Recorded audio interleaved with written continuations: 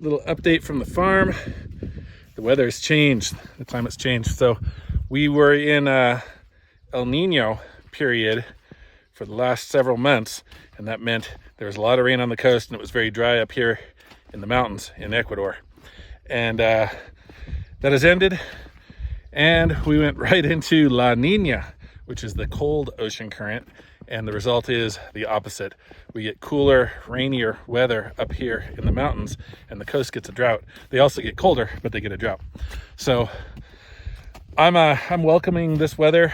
It's not as good for the fruit trees, and my peach tree just kind of gave up on production. I got about 100 peaches off that tree, which is pretty good for it only being a couple years old, maybe 3 years old. But now that the weather's changed, the fruit trees are going out of production, and the short cycle crops like lettuce and chard and kale and broccoli and all those sort of things are going to do excellent. They love this weather.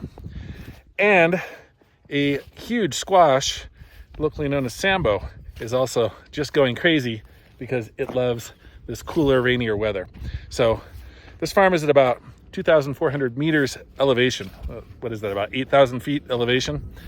But it's almost directly on the equator, which means you always have spring-like weather. And the question is it cool, wet, early spring, or is it hot, sunny, late spring? You kind of go back and forth between the two. And you always have 12-hour days. You also have such an intense sunlight being right on the equator that even when it's overcast like this, it's still enough solar radiation that A, I can get sunburned, and B, the plants that are sun-loving plants, like my avocados, love it. They do really well. So let me show you this awesome Sambo. It's one of my favorite plants out here right now. This massive squash plant is called a Sambo. That is its name, at least here in Ecuador. I believe it's got a bunch of different names other places. I don't know what its scientific name is or its English name. I'll have to look it up and put it down in the description or the title. But this is a squash that is uniquely adapted to this climate. It likes this sort of a cool, temperate climate, and unlike a lot of plants, it really doesn't need to have a season where the days are longer or shorter to produce.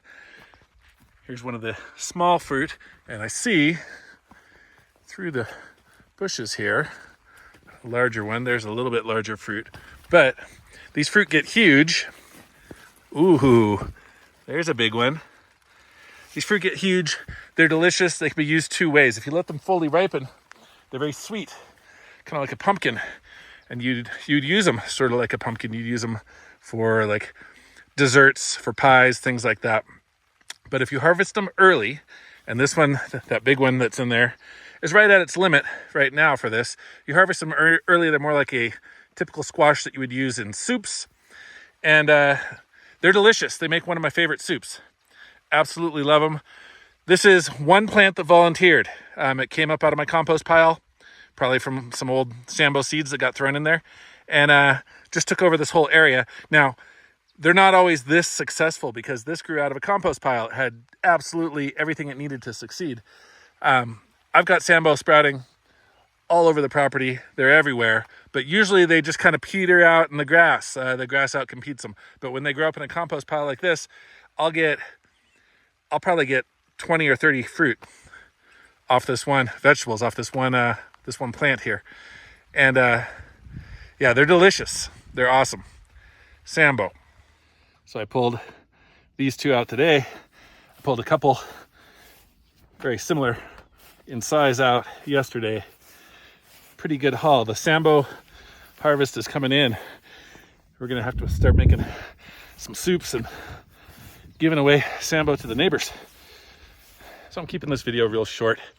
I don't feel like putting out a long video today, but I just want to do an update from the farm.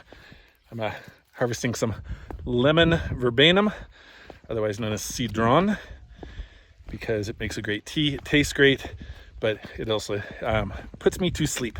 It is a sedative tea. Very effective. That's all I got for today. Talk to you guys later.